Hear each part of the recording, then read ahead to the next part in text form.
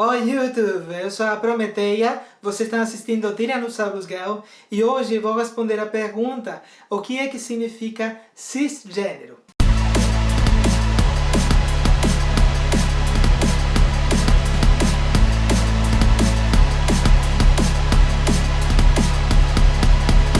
Na verdade, eu já tinha explicado o que significa essa palavra no vídeo anterior, mas como chegou de novo a pergunta, eu achei que seria bom dedicar um vídeo especificamente para explicar essa palavra. A palavra cisgênero se forma pela palavra gênero e o prefixo latino cis.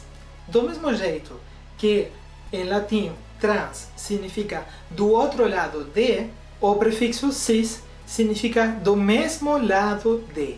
Já vem sido utilizado por muitos anos em outros campos, como por exemplo a química, falando da isometria cis ou trans. Não vou entrar numa lição de química agora, em parte porque não sou a pessoa mais indicada para isso, mas com certeza você já ouviu falar das gorduras trans, a margarina, por exemplo. E isso da isometria cis ou trans é, por exemplo, quando na molécula tem um enlace duplo que não pode virar, e aqui tem duas coisas iguais. Quando essas coisas iguais estão em lados contrários, é isometria trans. Quando estão do mesmo lado, é isometria cis. Então, falando de gênero, cisgênero é aquela pessoa que se identifica com o mesmo gênero que foi destinado para ela quando ela nasceu. Aí você vai perguntar, por que temos que usar uma palavra? Por que precisamos falar disso? Numa sociedade perfeita, ideal, a gente não precisava falar nem de cis nem de trans, que o fato de uma pessoa ser transgênero ou cisgênero não teria relevância nenhuma na sua vida, não impactaria, não afetaria nada. Mas hoje em dia, desafortunadamente, o caso é outro. O fato de uma pessoa ser trans ou cisgênero provoca muitas diferenças nas suas experiências de vida, na sua situação, e é preciso falar disso. E aí você pergunta, mas por que chamamos de cisgênero? Por que não chamamos a pessoa de homem ou mulher de verdade?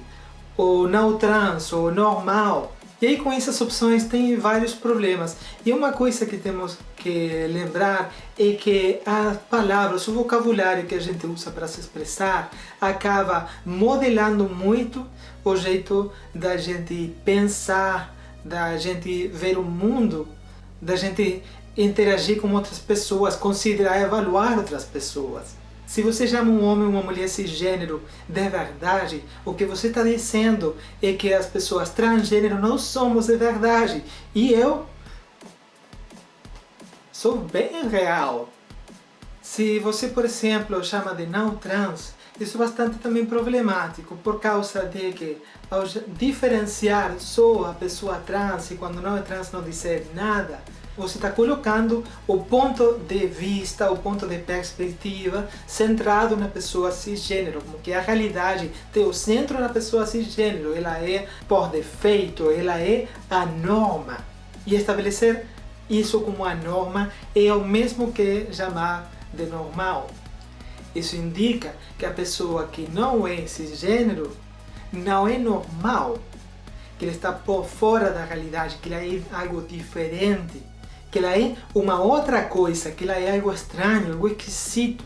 Assim modela o jeito da pessoa cisgênero olhar para a pessoa trans. E no caso das pessoas trans também nos afeta negativamente o uso dessa palavra, além dessas implicâncias no trato da pessoa cisgênero, senão que é também que a gente já leva bastantes golpes na vida, já tem muitas vezes problemas já com a autoestima por causa de todas as questões que vêm com a disforia de gênero, além dos relacionamentos com a família e outro tipo de relacionamentos também.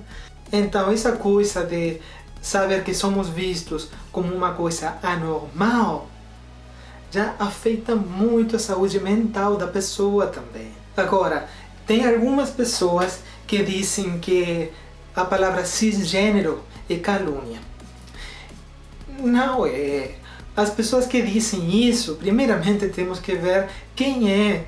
São pessoas cisgênero que particularmente ela se encontra numa situação de privilégio muito grande, e já de privilégio vamos falar num outro vídeo, que elas querem continuar tirando proveito dessa situação na que eles estão, se aproveitando de pessoas transgêneros, se aproveitando de mulheres, se aproveitando de tudo aquele que não é branco, de gay, tudo aquele que fique por fora da norma deles.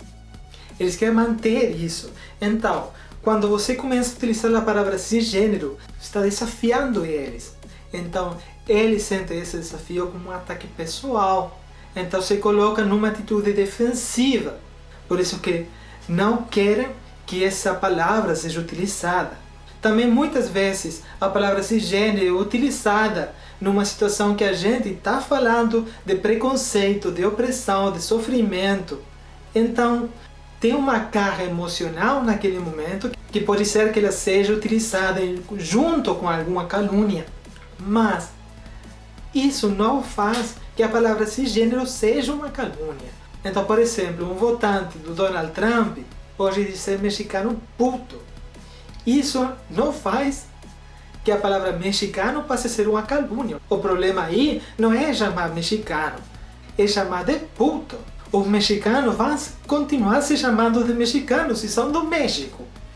Mas além disso, ainda se a gente usasse uma calúnia para falar deles, não teria o mesmo efeito. Aliás, eu vou criar uma palavra agora mesmo para chamar cisgênero. Eu vou chamar de e se eu bloqueio a palavra porque não quero que ninguém tenha a ideia maravilhosa de começar a utilizar ela, eu fico com a culpa. E eu posso pegar uma pessoa cisgênero e dizer para ele: "Oh, você é um e ele ia ficar: "O quê? Sim, ouviu bem. Eu acho que tem alguém me chamando aí, viu?" Ou seja, não teria o mesmo efeito nele, porque não tem associada uma memória de opressão, de sofrimento, de preconceito. Uma calúnia só tem um efeito na pessoa quando tem um sofrimento associado com ela. Se você passa sal na pele, não vai doer, salvo que você já tenha uma ferida. Então, cisgênero não é uma calúnia, é simplesmente uma palavra utilizada para descrever objetivamente, quando é apropriado e relevante, a situação daquelas pessoas que se identificam com o mesmo gênero que elas foram destinados ao nascer. Espero que isso tenha respondido a pergunta, tenha clarificado um pouco nas ocasiões que eu uso essa palavra. Agora você já sabe para poder utilizar ela também. Muito obrigada por assistir o vídeo. Se você já assinou no canal, muito obrigada. Se você ainda não assinou, considere fazer agora. Também me deixe seus comentários, as suas perguntas aqui mesmo no vídeo, ou também pode ser no Tumblr, no Twitter, no Facebook ou no As.fm. Até semana próxima. Tchau, tchau!